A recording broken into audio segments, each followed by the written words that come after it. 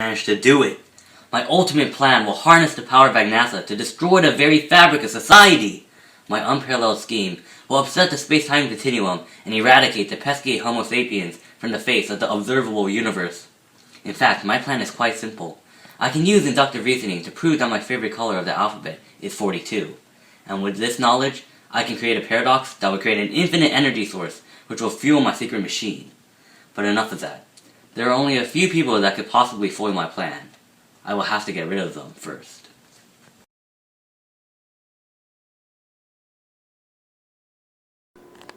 Wow, it's warm outside today. Yep, sure is. Good thing we have this nice thing on the air conditioner. It's so boring.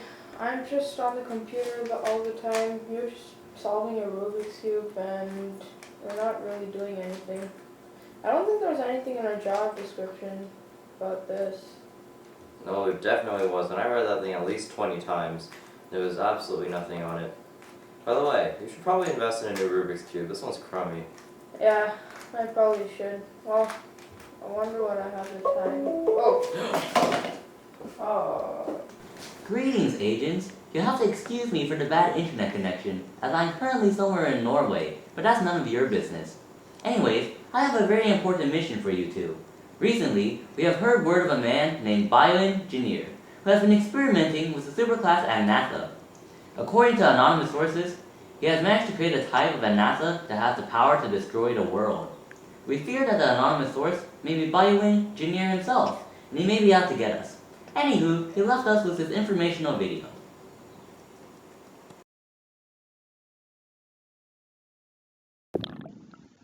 Agnatha are a wonderful class of vertebrates to create a secret weapon with. Relatively unknown, and with over 110 living species belonging to the class, Agnatha are the ultimate secret weapon. In fact, the superclass contains of 2 whole different types of animals. Nobody would ever expect jawless fishes in a plan of world domination.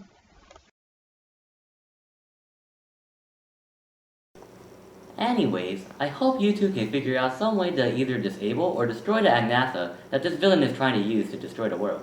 Goodbye, and thanks for all the fish. Well, I guess that solves your boredom problem. What in the world is Agnatha? I don't know, it sounds like some kind of scary author. Well, you know what they say, Google's your friend. Yep.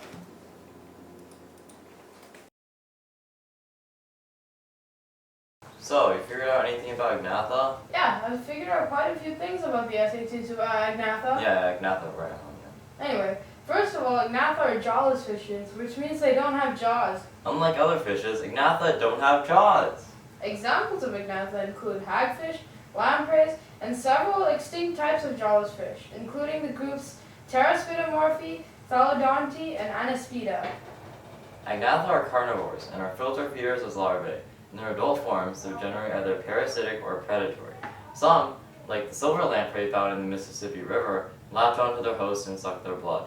Most, like the American brook lamprey found in the Great Lakes region, are predatory. They're long and worm-like with very special mouths. The mouth contains rows of small, sharp teeth, as well as a tongue in the middle, which works as a file to gouge into the host's flesh. Hagfish, on the other hand, often feed upon dead creatures, and they even possess the ability to absorb dissolved matter through their skin. Agnatha reproduce through external fertilization. They have separate sexes and are oviparous, meaning that their offspring hatch from the eggs outside the body of their mother. A rather interesting aspect of Agnatha reproduction is that many are anadromous, meaning that they return to freshwater rivers to reproduce.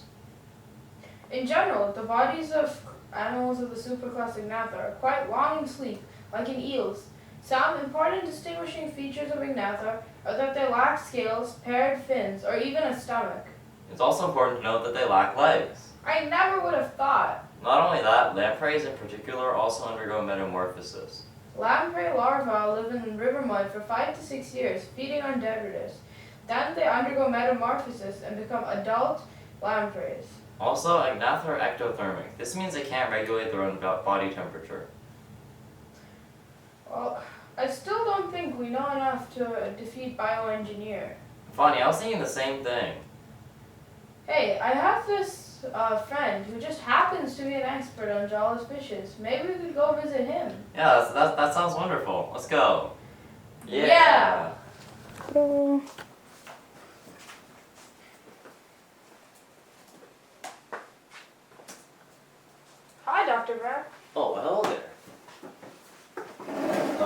you, Dr. Brandt. It's good to meet you too.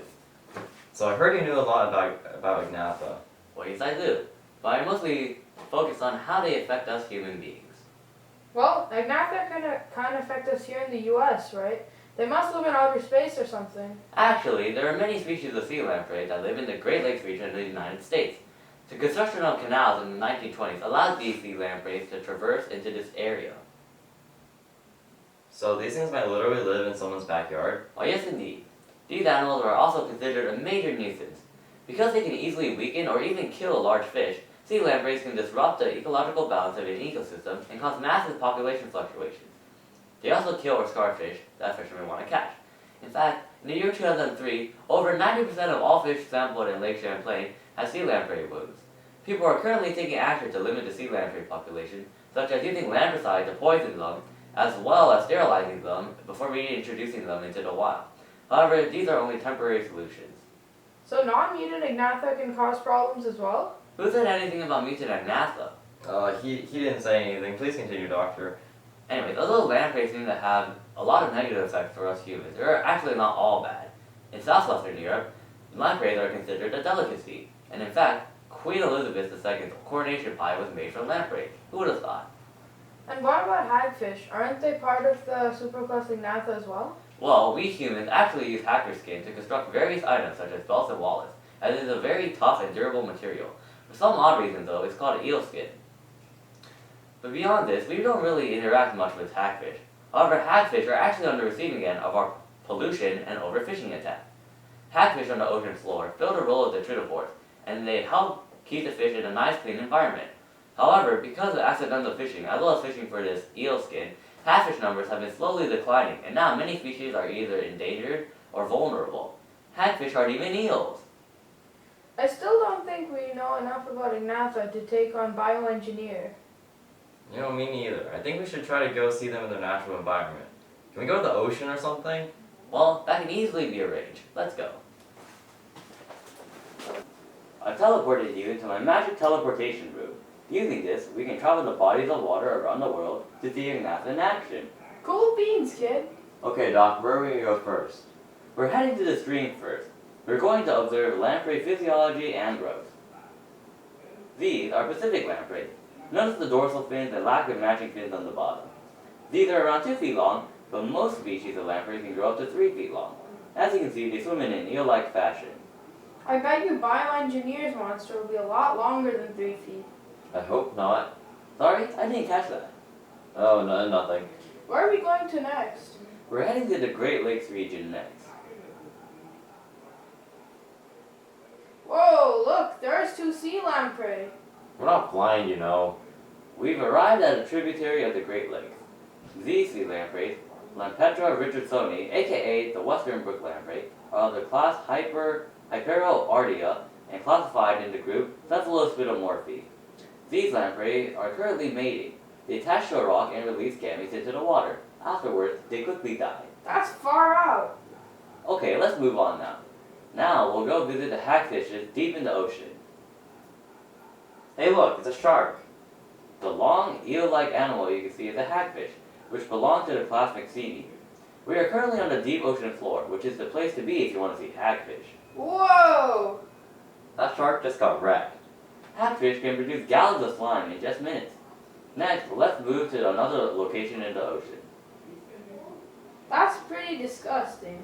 Hey, those look like giant worms. They're actually hagfish. Hagfish can burrow into their prey to get at the food inside. They are participants in whale fall communities. Cool. This is another hagfish. As you can see, it is tying itself into a knot. Hagfishes actually regularly do this to generate mechanical advantage to burrow into dead animals, or to evade predators. Either way, it's pretty darn cool. Yeah, I can't tie myself into knots. Well, Doc, I think we know about enough about Agnatha to take on bioengineer. Can you take us back? Yes, I think we're armed with enough information now. Let's get back to base, get ready, and head off to Bioengineer's house. I have his address. The boss man gave it to me.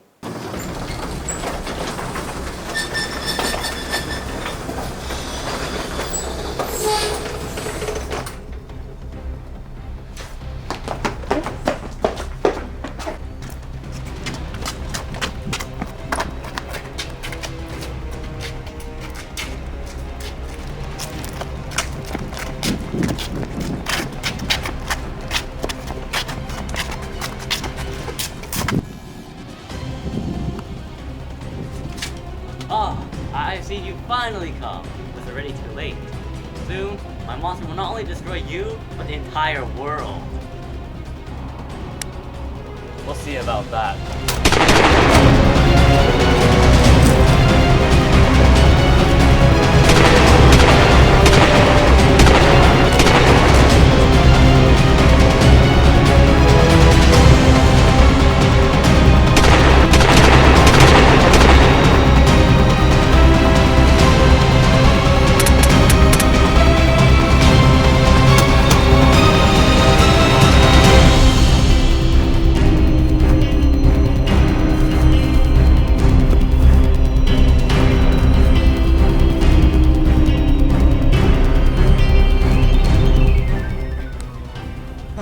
Did you actually think you could defeat me?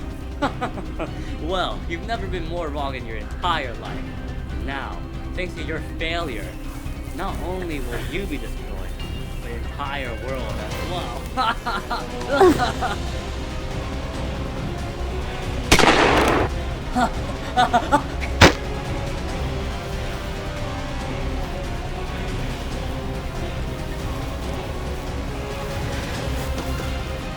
We did it! Yeah, we still need to stop the monster.